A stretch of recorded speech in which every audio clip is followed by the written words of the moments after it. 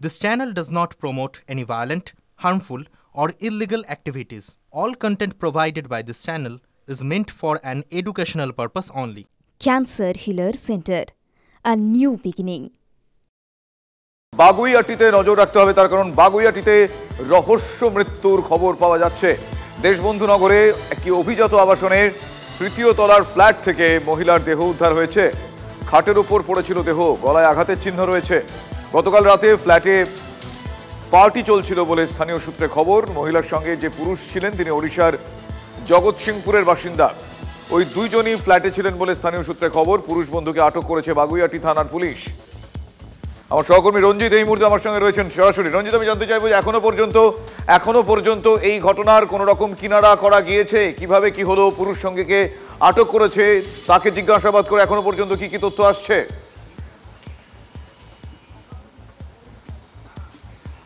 দেখো শুভজিৎ, এই মুহূর্তে পুরুষ বন্ধু অর্থাৎ উড়িষ্যার জগৎসিংপুরের বাসিন্দা বছর 22-এর যুবক অন্তর্যামী সোয়েনকে কিন্তু ইতিমধ্যেই বাগুইআটি থানা আটক করে রেখেছে। তাকে দফায় দফায় জিজ্ঞাসাবাদ করা হচ্ছে। অর্থাৎ তা যে ড্যান্সার তিনি কিভাবে তার মৃত্যু হলো এবং গলায় কিন্তু ফাঁসের দাগ রয়েছে, অর্থাৎ লিগেচার মার্কটা রয়েছে। সেই কারণে পুলিশ কিন্তু তাকে ধরে নিয়ে এসছে। এই মুহূর্তে তাকে জিজ্ঞাসাবাদ করছে। মূলত তোমাকে জানিয়ে রাখি যে বাগুইআটির দেশবন্ধু নগরের অভিজাত আবাসনের তৃতীয় তলা থেকে, অর্থাৎ ঘর বন্ধ অবস্থায় ঘরের ভেতরে জন্মদিনের পার্টি চলছিল। সেই পার্টিতে উপস্থিত কে ছিলেন? এই বার ড্যান্সার মনীষা রায় এবং তার যে পুরুষ সঙ্গী, অর্থাৎ তিনি দুজনে মিলে উপস্থিত ছিলেন। এবং তারপরে রাতে কি ঘটনা ঘটেছিল তা কিন্তু সবারই অজানা। এবং সকালবেলা যখন পরিবার এবং তার যে পার্শ্ববর্তী আবাসনের লোকজন যখন শুনতে পায় তখন কিন্তু রঞ্জিত এই আবাসনে যেই ফ্ল্যাটে ঘটনাটি ঘটেছে ওই ফ্ল্যাটের মালিককে তিনটি তালা ভেঙে ঘরের মধ্যে, অর্থাৎ মনীষা রায়ের বার ড্যান্সার মনীষা রায়ের ঘরের মধ্যে শোয়ানো অবস্থায়, মানে খাটের ওপর শোয়ানো অবস্থায় ছিল। গলায় কিন্তু ফাঁসের দাগ রয়েছে। অর্থাৎ তিনি কি আত্মহননের পথ বেছে নিয়েছেন নাকি তাকে শ্বাসরোধ করে খুন করা হয়েছে, এই বিষয় জানার জন্য কিন্তু এই মুহূর্তে বাগুইআটির তদন্তকারী আধিকারিকরা তাকে জিজ্ঞাসাবাদ করছে।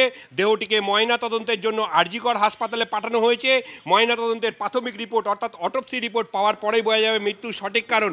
তবে সবচেয়ে গুরুত্বপূর্ণ বিষয় একটি, অর্থাৎ খবরের শিরোনামে বেশ কিছুদিন আগে উঠে এসেছিল সেই প্রমোটার, বাগুইআটির প্রমোটার, সেই প্রহিত প্রমোটার যার নাম হচ্ছে কিশোর হালদার। কিশোর হালদারের পূর্বতন স্ত্রীর মেয়ে এই বার ড্যান্সার। আচ্ছা, এমনটা কিন্তু পুলিশ সূত্র মারফত আমরা জানতে পারি। তবে কি কারণে তার মৃত্যু তা নিয়ে কিন্তু যথেষ্টই ধোঁয়াশা। তার মানে এই মহিলা, এই মৃত্যু হয়েছে যে মহিলা, যে বার ডান্সারের, সেই বার ডান্সারের আরো একটা পরিচয়। এই মুহূর্তের আরো একটা বড় আপডেট আমি আমার সহকর্মী রঞ্জিতকে বলবো। রঞ্জিত, তুমি আরো একবার দর্শকদের জানাও এই মুহূর্তে যেই গুরুত্বপূর্ণ আপডেট তুমি দিলে পুলিশ সূত্রে জানা যাচ্ছে এই মহিলার আরো একটা পরিচয়, সাম্প্রতিক এক ঘটনার সঙ্গে যুক্ত সেই প্রমোটার। রঞ্জিত, আরো একবার দর্শকদের জন্য।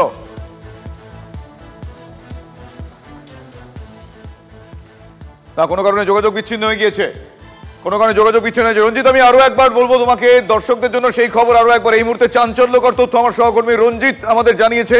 দর্শকদের জানাচ্ছি মৃত এই মহিলার একটি পরিচয় জানতে পারা গিয়েছে পুলিশ সূত্রে। রঞ্জিত, প্লিজ আরো একবার। দেখো, মৃত যে মহিলা অর্থাৎ বার ড্যান্সার মনীষা রায়, তার কিন্তু পরিচয় জানা গেছে। তিনি বাগুইআটি পুলিশ সূত্র মারফত যেটা জানতে পেরেছি আমরা এখনো পর্যন্ত, যে খবরের শিরোনামে উঠে আসা সেই প্রমোটার অর্থাৎ কাউন্সিলর, 9 নম্বর ওয়ার্ডের কাউন্সিলরের হাতে প্রহিত হয়েছিলেন, অর্থাৎ সমরেশ চক্রবর্তীর হাতে প্রহিত হয়েছিলেন সেই কিশোর হালদারের আগের পক্ষের মেয়ে ছিলেন তিনি। এবং তার সঙ্গে মিউচুয়াল ডিভোর্সও হয়েছিল 15 বছর আগে। এবং তিনি তার বায়োলজিক্যাল ফাদার, এমনটাই কিন্তু পুলিশ সূত্র মারফত উঠে আসছে। এবং সেই ঘটনার তদন্তে নেমে বাগুইআটি থানার পুলিশ ইতিমধ্যেই কিশোর হালদারকে ডাকিয়েছেন এবং তাকে কিন্তু জিজ্ঞাসাবাদ করেছেন এক দফায়। এবং কি কারণে তিনি কিশোর হালদার তিনি তার সপক্ষে, অর্থাৎ তার যে স্ত্রীর সঙ্গে মিউচুয়াল ডিভোর্স হয়েছে সেই পেপারও এনেছিলেন, তাকে জিজ্ঞাসাবাদ করা হয়েছে। তাকে সর্বসম্মতক্রমে তাকে বায়োলজিক্যাল, তিনি কোথায় মানে কিশোর হালদারের প্রাক্তন স্ত্রী মানে মৃতার মা, তিনি কোথায়? তাকে কি তার সঙ্গে কথা বলা গিয়েছে?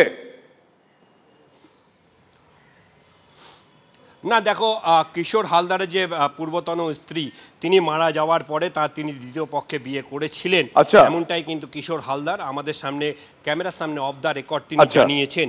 এবং তার পূর্বতন স্ত্রীর সঙ্গে 16 বছর, প্রায় 15 থেকে 16 বছর আগে ডিভোর্স হয় এবং সেই স্ত্রীরই মেয়ে ছিলেন ইনি।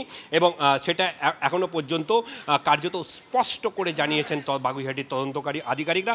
তবে বারনর্তকের মৃত্যু ঘিরে ক্রমশই কিন্তু ধোঁয়াশা অর্থাৎ রহস্যের কারণ কিন্তু ঘনীভূত হচ্ছে। প্রথম কারণ হচ্ছে ঘরের ভেতরে। তুমি পরিস্থিতির দিকে নজর রাখো রঞ্জিত, বেশ কিছু প্রশ্ন এই বিষয়ে উঠছে, সেই প্রশ্ন আমরা উত্তর খোঁজার চেষ্টা করব। সময়ের সঙ্গে সঙ্গে জানতে পারা যাবে রহস্য মৃত্যুর পেছনে কি কি কারণ থাকতে পারে। তবে কিছু বক্তব্য, স্থানীয় মানুষজনের কিছু বক্তব্য আমরা পেয়েছি, সেগুলো একবার শোনাবো আপনাদের। এ দরজা বন্ধ হয়ে যায়, এ দরজা, কিন্তু আমাদের বাড়িতে এত ভালো সিকিউরিটি কোনোদিনও আমার কনকলতাতেও আমার সারাদিন দরজা খোলা থাকতো। শীতকালে ঠান্ডা লাগলে হয়তো বন্ধ করে দিই। জানেন মা, আমাদের এখানে শুনছি কেউ সুসাইড করছে, ও সেকেন্ড ফ্লোর বলছে, ও আদা আদা শোনা কথা। তারপরে শুনছি যে না এখানে চট চট চট চট দরজা বাঁধা। তখন উনি বললেন যে না নিচে বার গার্ল ডান্সার ছিল। এই আজকে এখন শুনলাম, আমরা কিছুই জানি না। অন্যদিকে রামনবমীর আগে সতর্ক পুলিশ, কসবা থানার অফিসারদের সঙ্গে বৈঠক পুলিশ কমিশনার মনোজ বর্মা। উৎসবে কেউ বাধা দিলে ব্যবস্থা নেওয়া হবে, অস্ত্র নিয়ে রাস্তায় বেরোলে আইন অনুযায়ী ব্যবস্থা হবে, কড়া বার্তা দিয়েছেন কলকাতার পুলিশ কমিশনার। কোনো রকম প্ররোচনায় পা না দেওয়ার জন্য কলকাতা পুলিশের তরফ থেকে আবেদন করা হয়েছে। জলা থেকে শুরু করে গার্ডেন রিচ এবং বিভিন্ন যে জায়গাগুলো দিয়ে মূলত রামনবমীর মিছিল বেরোতে পারে সেই জায়গাগুলো তিনি পরিদর্শন করে দেখলেন এবং তিনি বলে দিলেন যে কোথাও কোনো অশান্তি ছড়ানোর যদি কোনো চেষ্টা হয় পুলিশ আগে থেকেই সচেষ্ট থাকবে এবং অ্যাকশান নেবে।